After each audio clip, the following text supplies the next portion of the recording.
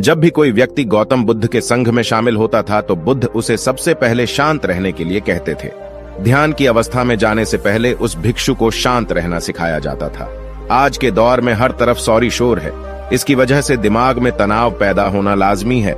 ऐसे में अगर आप हर रोज कुछ देर मौन रहने का अभ्यास करते हैं तो इससे आपके तनाव पैदा होने वाले हार्मोन के लेवल में कमी आती है। इससे आपका दिमाग शांत होता है, गुस्सा नियंत्रित रहता है और तनाव बढ़ाने वाले हार्मोन्स का लेवल घटता है। आज के इस वीडियो में हम जानेंगे कि किन मौकों पर हमें शांत रहना है और किन मौकों पर हमें बोलना है और शांत रहने से हमारे अंदर क्या बदलाव आ सकता है। दोस्तों, संध्या काल का समय था। गुरु अपने सभी शिष्यों को बुलाते हैं और कहते हैं, कल सुबह सब लोग नदी में स्नान करने के बाद तुरंत हमारी कुटिया के सामने उपस्थित हो जाना।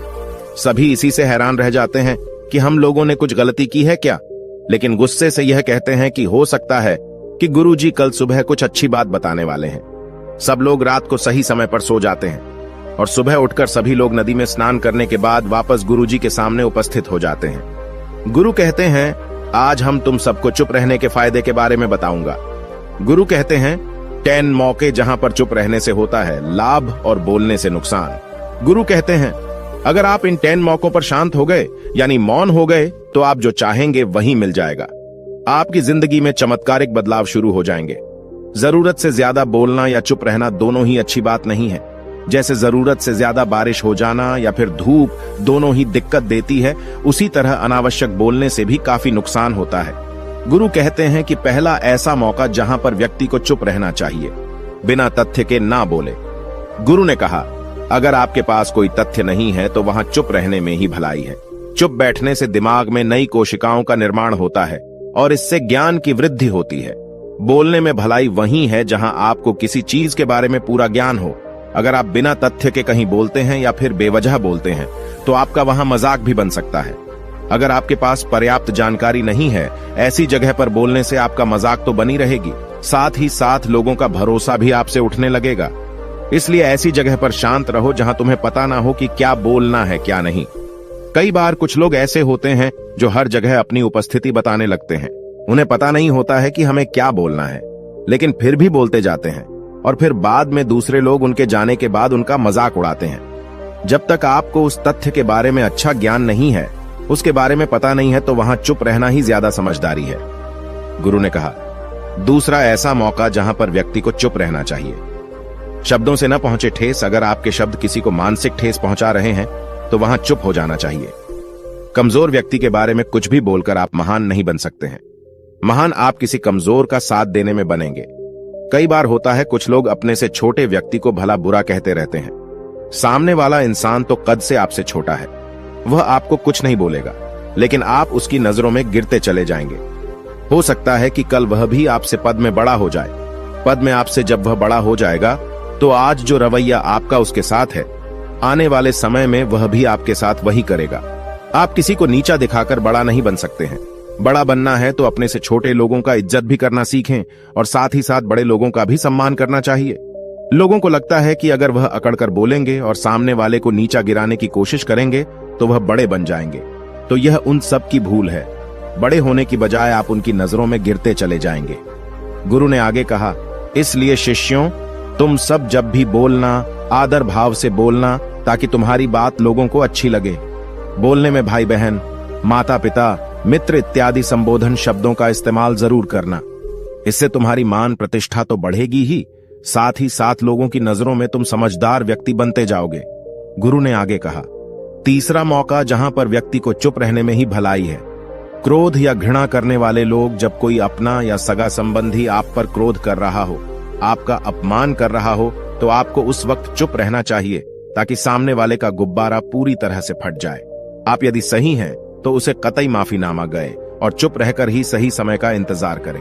वह खुद आपसे माफी मांग लेगा जब उसे अपनी गलती का एहसास हो जाएगा।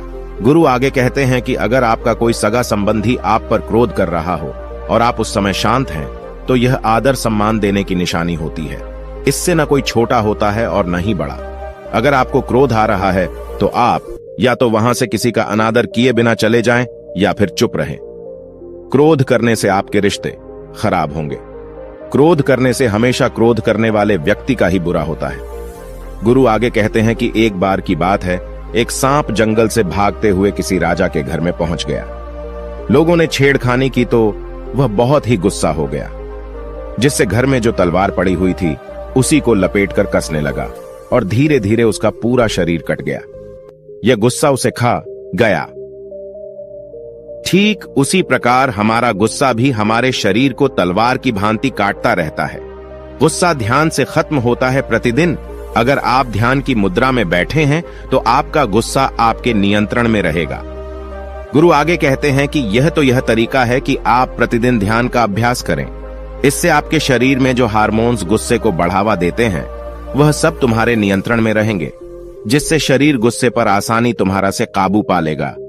लेकिन एक तरीका यह भी है कि जब भी आपको गुस्सा आए तो आप यह समझने का प्रयास करो कि क्या मेरा गुस्सा जायज है या नहीं। हमें वहां पर बोलना चाहिए कि नहीं। जब आप खुद इस बात का आकलन लगा पाएंगे तो आपको खुद पता चल जाएगा कि हमें गुस्सा करना चाहिए या नहीं। फिर भी आपको गुस्सा आ रहा है तो आप वहां से हटने का प्रयास करें, वहां से दूर चले जाएं। धीरे धीरे समय के साथ आपका दिमाग शांत हो जाएगा। गुरु ने कहा, चौथा ऐसा मौका जहां पर इंसान को बहुत ही समझदारी के साथ काम लेना चाहिए, वहां पर आपको चुप रहना ही चाहिए, जहां पर उस मुद्दे से आपका कोई संबंध ना हो। अगर आपका किसी मुद्दे से कोई संबंध ना हो तो वहां आपका चुप रहना बनता है। बिना किसी वजह अगर आप दूसरे के मुद्दे पर बोलेंगे तो यह आपके लिए अनिष्टकारी होगा। इसमें केवल और केवल आपका ही नुकसान है। जल्द ही आप किसी दो लोगों के बीच हो रहे विवाद में जल्दी अपनी टांग न डालें। अगर सामने वाला आपको बुला रहा है अपना झगड़ा शांत करवाने के लिए तो ही आप वहां पर जाएं। किसी की व्यक्तिगत जिंदगी में दखल अंदाजी नहीं देनी चाहिए जब तक कि वह व्यक्ति आपको नहीं बुलाता है। अपने झगड़े को शांत करवाने के लिए कुछ लोग फालतू में दूसरे के विवाद में कूद पड़ते हैं। इससे उनके मान सम्मान मर्यादा पर लोग उंगली उठाने लगते हैं। गुरु कहते हैं कि 10 मौकों में 5वां ऐसा मौका जहां पर व्यक्ति को बहुत ही समझदारी के साथ चुप रहना चाहिए। आपके शब्दों से किसी मित्र को हानि न पहुंचे। अगर आपके शब्द सामने वाले के परिवार या मित्रों की प्रतिष्ठा के बारे में बुरी झलक दिखा रहे हैं तो आपको चुप रहना चाहिए।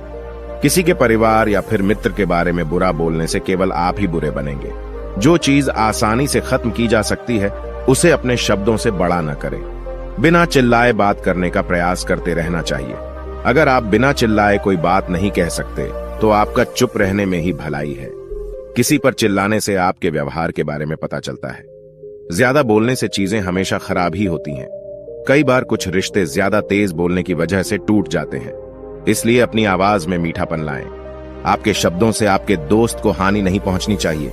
कभी कभी दोस्तों के जब हम मजाक हैं तो रहे कि आपके शब्दों से किसी का अनादर ना हो। मजाक को भी हमेशा शब्दों के मायने में ही रखें। जहां किसी को शब्दों से चोट लगे वहां चुप हो जाएं। ज्यादा बोलने से हमेशा नुकसान ही होता है। किसी और की प्रतिष्ठा को अपने शब्दों के माध्यम से उसे हानि नहीं पहुंचानी चाहिए। यदि आपके शब्दों से किसी और की प्रतिष्ठा को ठेस पहुंच रही है तो वहां आपको चुप हो जाना चाहिए। जब कोई व्यक्ति आपके सामने नहीं है तो आप उस व्यक्ति के बारे में बुरे शब्द किसी तीसरे व्यक्ति के सामने न बोलें। गुरु कहते हैं, छठा मौका जहां पर व्यक्ति को चुप रहना चाहिए, जब कोई कर रहा हो किसी की बुराई। जब कोई आदमी आपके सामने किसी तीसरे आदमी की बुराई कर रहा हो तब तुम्हें चुप रहकर बस सुनना चाहिए। अपनी राय व्यक्त नहीं करना चाहिए, क्योंकि जो आज आपके सामने किसी तीसरे की बुराई कर रहा है वह कल किसी और के सामने आपकी बुराई भी कर सकता है। यदि आपने कुछ कहा है तो नीति शास्त्र के अनुसार जो अपने मुंह को बंद रखता है और बुद्धि से काम करता है वही इंसान समझदार होता है। बिना जरूरत के बोलना, किसी के बारे में किसी के बीच में बोलना यह गलत बात है। कभी कभी हमारे लिए बुद्धिमानी इसी में होती है कि हमें अपना मुंह ऐसी जगह पर नहीं खोलना चाहिए। गुरु आगे कहते हैं कि 10 मौकों में 7वां ऐसा मौका जहां पर व्यक्ति को चुप रहना चाहिए, जब कोई नहीं समझे आपकी भावना। यदि आपको लग रहा है कि कोई व्यक्ति आपकी भावना, दुख या परेशानी को शब्दों में नहीं समझ रहा है, यदि आपको लग रहा है कि सामने वाला व्यक्ति आपकी भावना या दुख को या आपकी जो परेशानी है उसको वह समझ नहीं पा रहा है या समझने का प्रयास ही नहीं कर रहा है या वह आपको ध्यान से सुन ही नहीं पा रहा है, तो ऐसे व्यक्ति के सामने आप चुप ही रहें, क्योंकि ऐसे लोगों को आपकी भावना या दुख से कोई मतलब नहीं होता है। ऐसे लोगों को अपना राज बताकर आप पछताएंगे ही बाद में। इसलिए हर किसी को अपने मन की बात नहीं बतानी चाहिए। अगर आपको लग रहा है कि सामने वाला आपकी बात को नहीं समझ पा रहा है, आपकी भावनाओं को नहीं समझ पा रहा है, तो वहां पर आपको नहीं बोलना चाहिए, क्योंकि आज में आपका मजाक ही बन जाएगा जब आपको लगने लगे कि सामने वाला आपकी भावनाओं को ठीक तरीके से समझ रहा है, आप जो कह रहे हैं वह ठीक से सुन रहा है, तभी आप उसे अपनी बात कहें। गुरु कहते हैं कि 8वां मौका जहां पर आपको चुप रहना चाहिए, जब कोई इंसान अपना दुख व्यक्त करे। यदि कोई इंसान अपने दुख या परेशानी को आपको बता रहा है, तो इसका मतलब यह है कि वह आपको अपना समझ रहा है। ऐसे में तुरंत ही उसे समाधान बताने के बजाय चुप रहकर उसके दुख या समस्या को सुने। उसके दुख या समस्या को किसी और को न बताएं। वह इसलिए नहीं बता रहा है कि उसकी समस्याओं का समाधान कर देंगे, बल्कि वह इसलिए भी बता रहा है कि सामने वाला उसकी बात को समझ रहा है। कई बार बताने से दुख कम हो जाते हैं। आपको अपना दुख इसलिए बता रहा होगा कि उसे लग रहा है कि आप उसकी बात को समझ रहे हैं। दुख बांटने से कम हो जाता है। इसलिए जब कोई व्यक्ति अपना दुख आपसे व्यक्त करे, तो आप चुप मारकर उसकी बात को बहुत ही ध्यान से सुनें, ताकि उसके दुख कम हो जाएं। उसके मन का बोझ हल्का हो जाए, क्योंकि उसके मन में जो भी बातें थीं वह आपको सब बता दिया। गुरु आगे कहते हैं कि 10 जगहों में 9 ही ऐसी जगह जहां पर आपको चुप रहना चाहिए। जहां पर दुष्ट प्रकृति के लोग रह रहे हों और गाली गलौज कर रहे हों, तो आप वहां पर मत जाइए। ऐसी जगहों से आप चुपचाप निकल जाएं, अर्थात अपनी प्रतिक्रिया दिए बिना आप वहां से चले जाएं, क्योंकि जिसकी जुबान खराब होती है, जो दुष्ट प्रकृति के लोग होते हैं, उनको आप ऐसे समय में नहीं समझा सकते हैं। जब उनका दिमाग पूरी तरह से शांत हो जाए, तभी वह आपकी बात सुनेंगे। इसलिए जहां पर दुष्ट प्रकृति के लोगों आपकी बात को न मानते हों और न ही सुनते हों, तो आपको वहां पर नहीं बोलना चाहिए।